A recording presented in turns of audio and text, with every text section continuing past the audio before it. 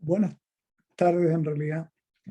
Estamos a 30 de junio y he tomado la decisión de proponerle este video a muchos de ustedes que me han escuchado en el pasado con temas relacionados con COVID o en los videos que hago relativos a gestión de procesos, que es el tema que yo trabajo en forma normal. Y la conjunción de esas dos cosas me lleva esta vez a hablar sobre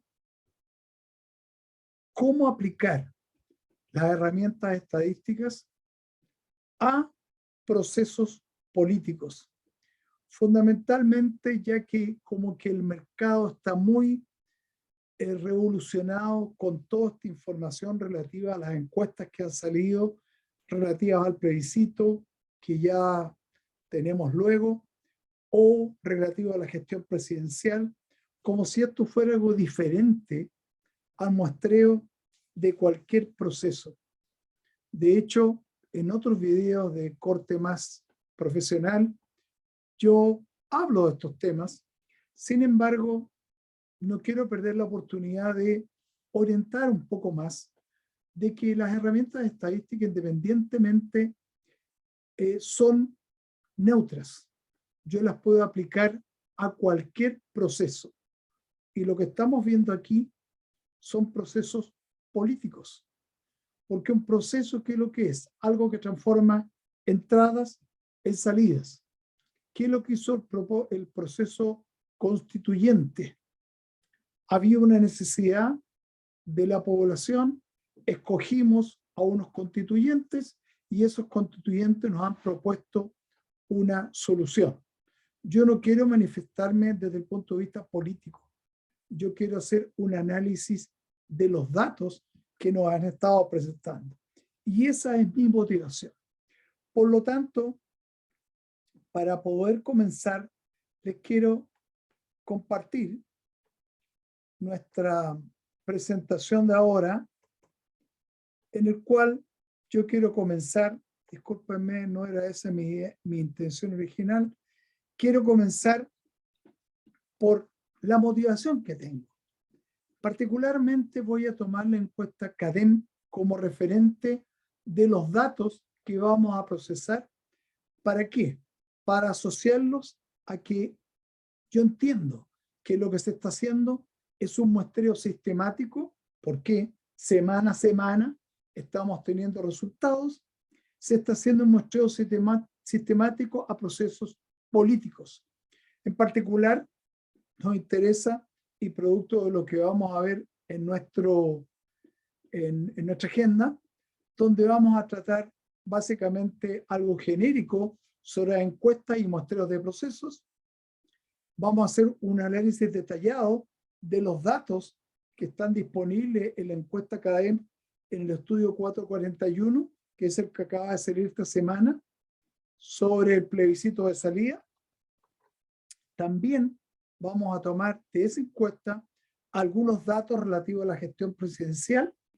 Y por último, vamos a ver si esto que se dice que la gestión presidencial condiciona al proceso constituyente o viceversa. ¿Qué es lo que está pasando ahí? ¿Hay realmente una relación estadísticamente significativa entre esas dos cosas o no? Y finalmente, les voy a hacer algunos comentarios finales sobre lo que uno puede esperar.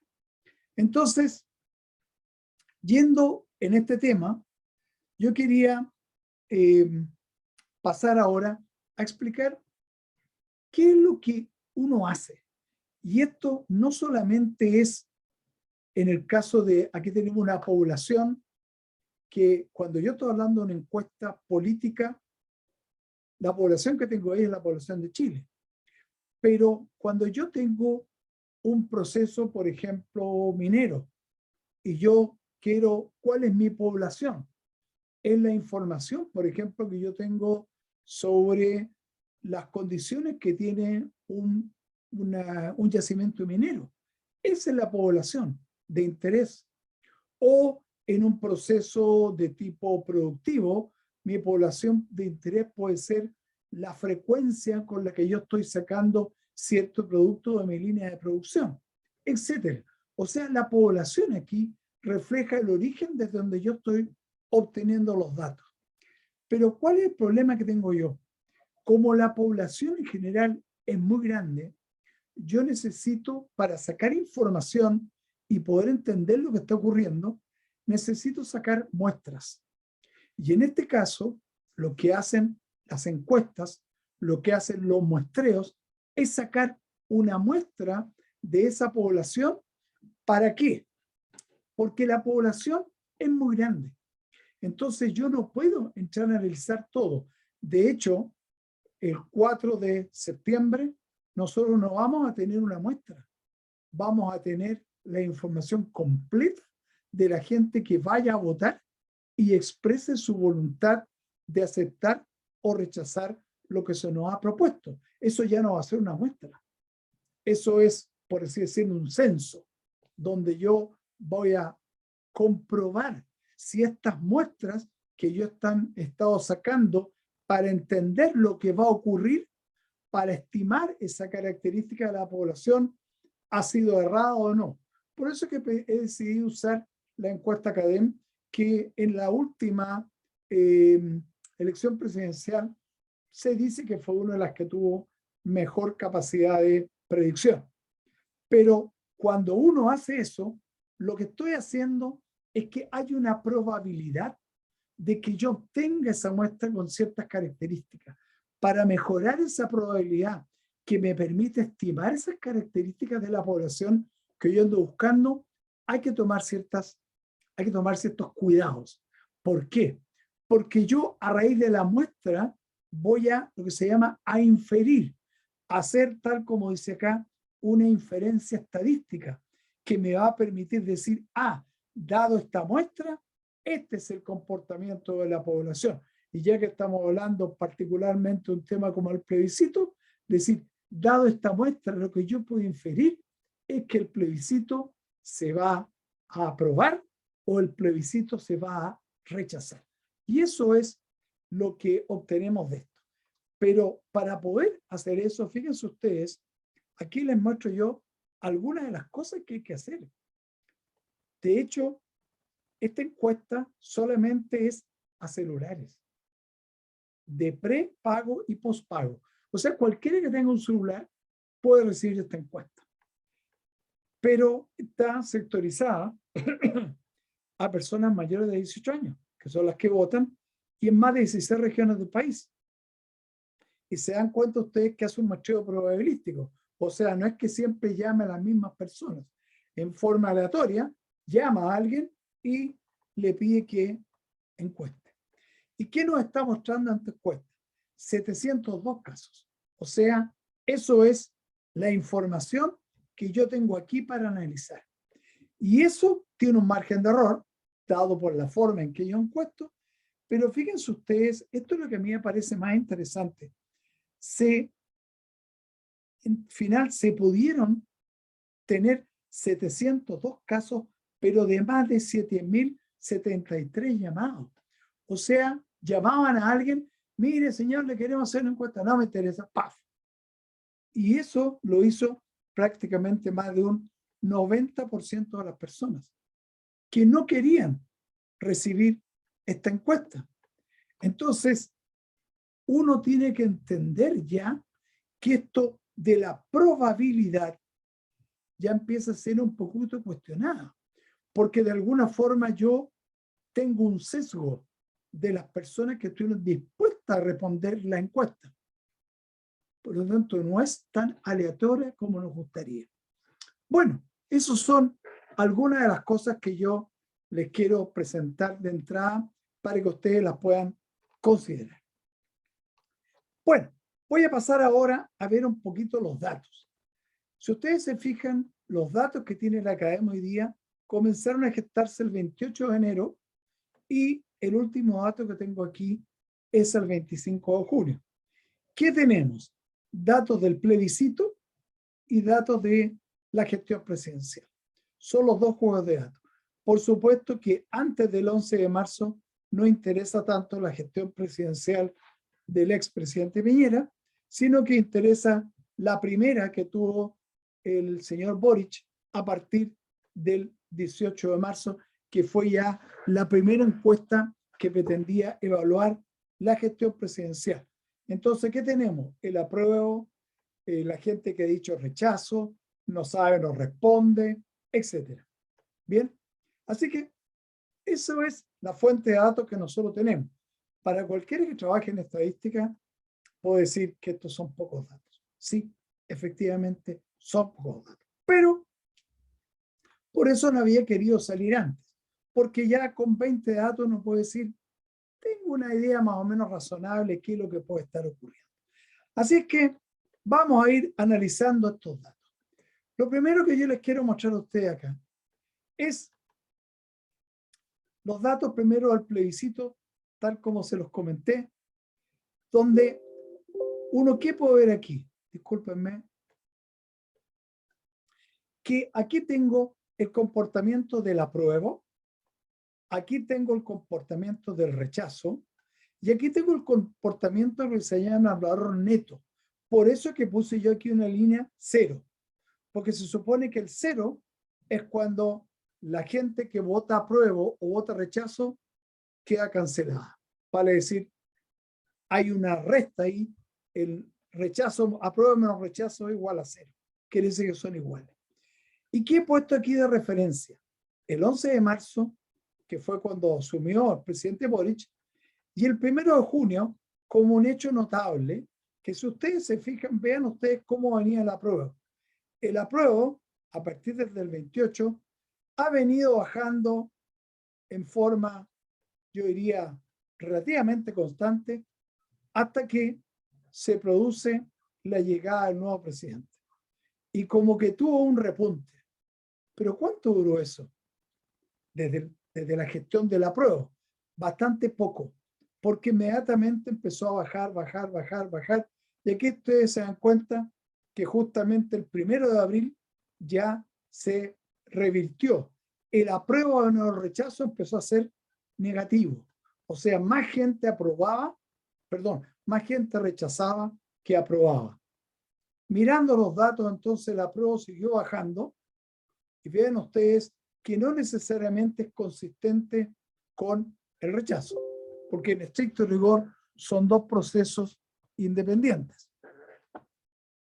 Bien, entonces el otro punto que tengo aquí yo es el día de la cuenta presidencial, donde efectivamente se produce un efecto donde muchos vieron que lo que decía el presidente era coherente con la gente que votaba apruebo, no así la gente que votaba rechazo, y también hubo un leve repunte acercándose a igualar el rechazo con el apruebo poco en la semana siguiente a la cuenta presidencial.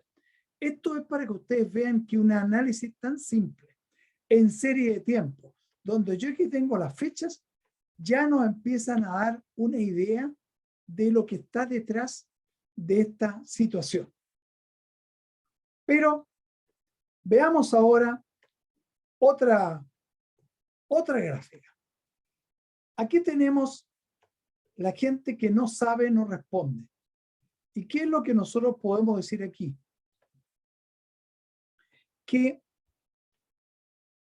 como que el porcentaje de personas que no sabía o no respondía hasta la llegada del presidente iba en ascenso. Pero después, como que ya las personas empezaron a tomar conciencia de lo que se venía y empezaron a tener opinión. Y la cantidad de personas que no sabía o no respondía ya empezó a informarse. Y ya podemos decir a partir de aquí, de mediados de marzo o fines de marzo, ya como que hay una opinión relativamente formada donde el porcentaje de personas que están como en este limbo todavía, que no saben lo que van a hacer, es del orden de un 17%. O sea, todavía tenemos un 17% de chilenos que no saben lo que van a hacer. Eso es un hecho. ¿Por qué lado se irán a ir? No lo sabemos, que no han expresado su voluntad. Pero es importante tener en consideración esto, porque los porcentajes se trabajan sobre este 17% que todavía no sabe. Bien, entonces vamos a ir ahora a mirar cómo ha sido el desarrollo de la gente que vota apruebo. Y dado que aquí lo que nosotros que trabajamos en datos, nos damos cuenta que aquí hay un proceso que cambió, donde yo diría que el porcentaje de aprobación estaba relativamente constante, del orden de un 46%, pero se produjo una caída repentina, prácticamente en 6 puntos, a partir de marzo, y ya continuó bajando hasta, yo diría que aquí ya a fines de abril se está estabilizando y podemos decir que hay un 37% de personas que están en las últimas 13 semanas que están diciendo, 37% dice yo aprobaría el plebiscito en las condiciones actuales. Hay que mirar este dato con precaución, porque aparentemente aquí esto viene bajando en forma sistemática, pero no puede seguir bajando. Esto va a tener que rebotar. Bien, la próxima semana nos podremos dar cuenta qué es lo que va a ocurrir. Así que nos damos cuenta que algo pasó aquí a fines de marzo, donde ya el apruebo empezó a tener una cantidad de personas que fue bastante coherente, 37%. Veamos ahora el rechazo. Entonces, cuando yo analizo el rechazo, también nos pasa lo mismo. El rechazo pasó de un valor del orden de 35-36% en la misma fecha, fines de marzo, que se pega un pum, un repunte violento y llega a valores del orden de 46. Y ahí se ha mantenido relativamente bien hasta bordear el 46%. Entonces ustedes ya se fijan, en las últimas 13 semanas tenemos un promedio de 37% de apruebo contra un 46% de rechazo. Eso es lo que uno llama consistencia, excepto este dato de rechazo, que nos está diciendo que esto es una causa especial. Algo pasó aquí, que el rechazo fue inusualmente alto. Bueno, cuando uno ve a los analistas políticos, algunos lo asocian al tema de errores de comunicación del gobierno con el tema de ventanas, algunos dicen eso, otros lo atribuyen a el tema del gabinete de Irina Caramanos, que fue bastante comentado en las redes sociales, pero aquí algo pasó. Eso es lo importante del análisis de datos. El análisis de datos lo único que hace es darnos una visión de cómo se está comportando un proceso. ¿Y qué nos dice? Consistentemente estamos teniendo un 46% de rechazo. Y aquí algo pasó. Como se estima que esto fue algo especial, probablemente esto debería caer en los próximos días y empezar a entrar a este valor que es el que históricamente ha traído durante las 13 últimas semanas. Veamos ahora lo que yo llamo el neto. Vale decir, yo resto el apruebo menos el rechazo. ¿Y qué es lo que me queda? Hasta el instante de marzo, nosotros teníamos que el apruebo le ganaba al rechazo en promedio durante estas 7 semanas del orden de un 12% en promedio. Pero esto cambió bruscamente de nuevo a fines de marzo y ya sigue cayendo, después se recupera, empieza a subir. Fíjense ustedes qué tenemos aquí en la cuenta presidencial. O sea, si yo estoy por el lado del apruebo, ¿qué es lo que me doy cuenta? Que el presidente logra atraer gente al apruebo. Por lo tanto, si yo quiero hacer subir el apruebo, ¿qué deberíamos tener? Una vez a la semana al presidente hablando sobre algún tema de interés nacional. ¿Por qué razón? Porque ahí está lo que me está diciendo los datos. Hay una reacción de la ciudadanía, pero esa reacción, ¿qué pasó? Duró muy poco. Vean ustedes, porque de ahí para adelante, esto acuérdense que fue el 1 de junio, este aquí está el 3 de junio. O sea, alcanzó a entrar la medición del presidente, la medición de la CADEM, el tema del tema de la cuenta presidencial. Sin embargo, llevamos 4 semanas, un mes, donde el plebiscito sigue cayendo. Entonces uno dice, bueno, ¿qué es lo que pasa acá? Bueno, esas son las visiones que uno tiene desde el punto de vista de qué es lo que está ocurriendo. Pero cuando uno tiene datos, los datos nos dan la probabilidad de que algo ocurra. Entonces, esto, para un analista de datos como que les habla, nos está diciendo que aquí hay procesos donde los datos están relativamente estables. Relativamente estables. Esto es lo que llamamos la última región de estabilidad. ¿Y qué nos habla de esta última región de estabilidad? Un 37% de apruebo, un 46% de rechazo. Bueno, ¿y eso qué nos dice de la probabilidad de que algo puede ocurrir?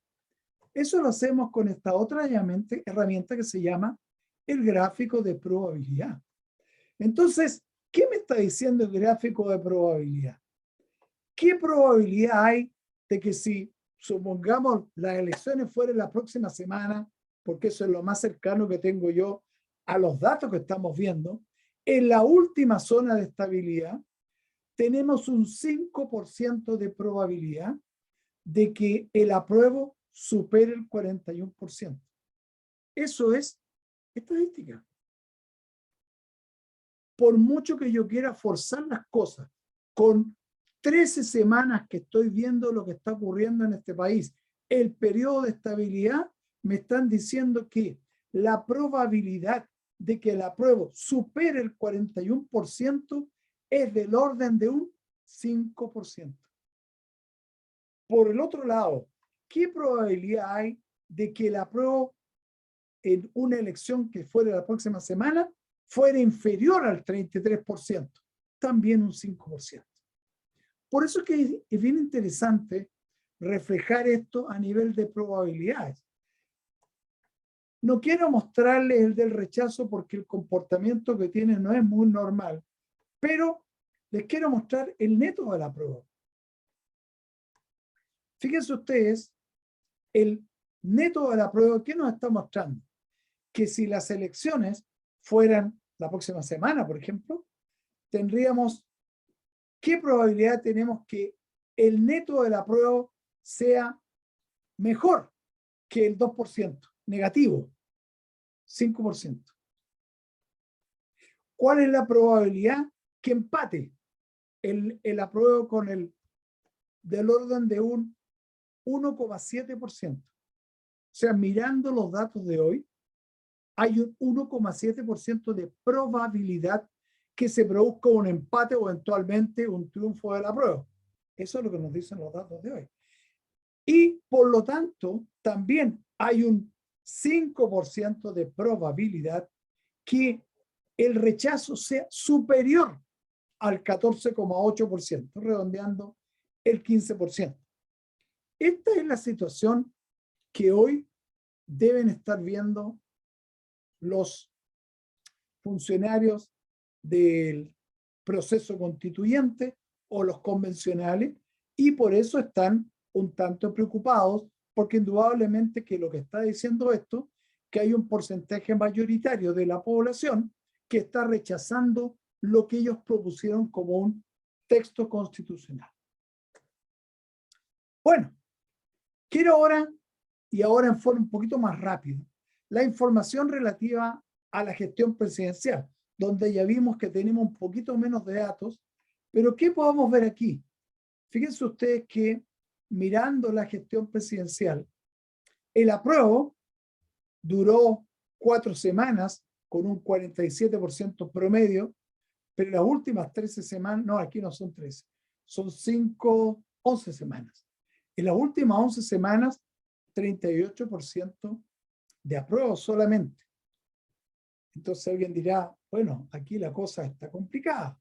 ¿Se fija? 11 semanas donde ya nos está diciendo la encuesta, porque la encuesta es una medición, nos está diciendo las cosas no están bien para la gestión presidencial. Bien. El caso del rechazo presidencial. Vean ustedes qué es lo que nos dice el rechazo presidencial. 52% en las últimas 11 semanas rechaza la gestión presidencial. Datos. ¿Ya? Pasó de 31 a las 4 primeras semanas al 52 de rechazo. Bueno, y el neto algo similar. Sin embargo, ¿qué es lo que yo quiero mostrarles ahora? Quiero, ya que mucha gente dice, hay una relación entre la aprobación presidencial y la aprobación constitucional. Y eso es lo que estamos viendo aquí. ¿Qué es lo que ven ustedes? Vean ustedes, venía bajando la aprobación constitucional. Viene el 11 de marzo, llega el nuevo presidente, sube. O sea, claramente hay un respaldo. Esto se mantuvo un tiempo y de ahí se vino abajo igual que el presidente. Y fíjense ustedes cómo acompaña esta curva. Prácticamente se mueve al unísono con la aprobación presidencial. Entonces uno puede sospechar que efectivamente que hay una fuerte, lo que llamamos una correlación. ¿Se fija? ¿Qué es lo que queremos verificar ahora? Si yo hago el análisis aquí, lo que se llama una regresión, vean ustedes lo que estamos viendo acá. Efectivamente se produce, esto es un intervalo de predicción, que nos dice que a medida que crece la aprobación presidencial, crece la aprobación del plebiscito. Lamentablemente en el tiempo hemos visto la cosa al revés. En la medida que baja la aprobación presidencial, se mueve en forma bastante coherente con la falta de aprobación del plebiscito. Y esta relación, fíjense ustedes, es muy fuerte. ¿Qué es lo que representa esto que se llama el coeficiente de determinación?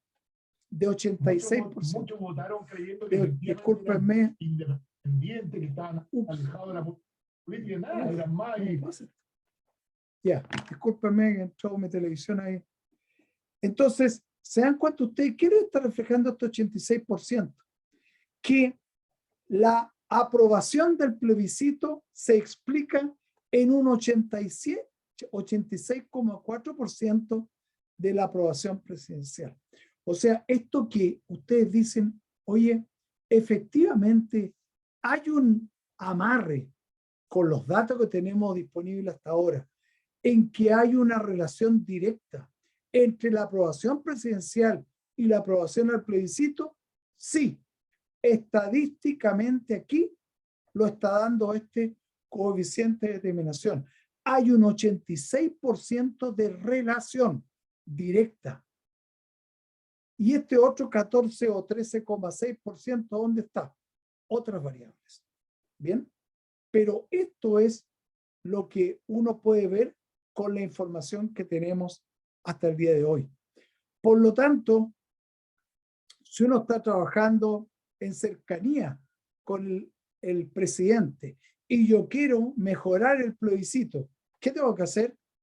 Presidente, usted tiene que subir su aprobación presidencial. Justamente hoy día escuchaba a dos personas ligadas a la derecha que decían, ¿qué es lo que tiene que hacer el gobierno? Abrir la billetera fiscal. Tiene que tirar bonos, tiene que hacer ofertones, tiene que eventualmente mover algo para que esta aprobación presidencial suba, porque de eso depende la aprobación del plebiscito. La pregunta de eso es, ¿Será efectivo que el gobierno esté dispuesto a hacer eso? No lo sé, yo no soy analista político. Solamente estoy mirando los datos y eso es lo que yo les quería compartir. Bueno, y para ir cerrando, quería finalmente hacer algunos comentarios finales. Lo que ustedes han visto hoy con el tema de los datos que yo les he presentado de estos dos procesos políticos, que así como tenemos estos poquitos datos, en sus empresas, hoy día el crecimiento de los datos es tremendo. Me atrevo a decir que es exponencial. Cualquiera que tenga un sistema de gestión de compras, que tenga un ERP, como los que hay disponibles en el mercado, o empresas como la minería, que tienen para gestionar la flota de camiones, o de conocer los datos de procesos como el PI System. Todos esos son datos que están creciendo todos los días. ¿Cuál es el problema que tenemos? Y esa es la experiencia que yo he tenido cuando me ha tocado dar cursos sobre herramientas estadísticas, que muchos creen que dominan o por lo menos conocen las herramientas estadísticas. Mi experiencia es que hay bajo conocimiento de cómo usar algo tan simple como la desviación estándar. Miren lo que les estoy diciendo. Desviación estándar. No se sabe utilizar correctamente. Y de ahí para arriba. Entonces, ¿qué es lo que uno tiene que tener en consideración? La estadística está disponible desde el año 1920, cuando el señor Shewhart fue el primero en generar algunas de las herramientas que yo le mostré, como los gráficos de control. La ciencia de datos es un poquito más reciente. A partir de los años 70 ya empezó a pulirse. Y hoy día, con las capacidades de los computadores, ya se ha hecho una realidad. Lo importante es que estas herramientas tenemos que usarlas. ¿Para qué? Para agregarle valor a nuestro negocio. Bueno, eso era un poco lo que les quería transmitir respecto de lo que puede estar ocurriendo con un proceso político o los dos procesos políticos que yo les he indicado, pero mi motivación va un poquito más allá. Donde yo tengo datos, puedo hacer un análisis. Ustedes en su respectiva empresa, en la vida diaria, tienen muchos datos. El único mensaje que yo les quiero transmitir al final: preocúpense, porque ahí hay mucha y quizás demasiada información que puede estarse pasando por alto y que puede que sea clave en la toma de decisiones de su negocio. Bueno, una vez más con ustedes, Darío Alarcón Hunter, en representación de Quality, y espero que tengamos la oportunidad de seguir conversando sobre este y otros temas relativos a la estadística. Muchas gracias. Buenas tardes.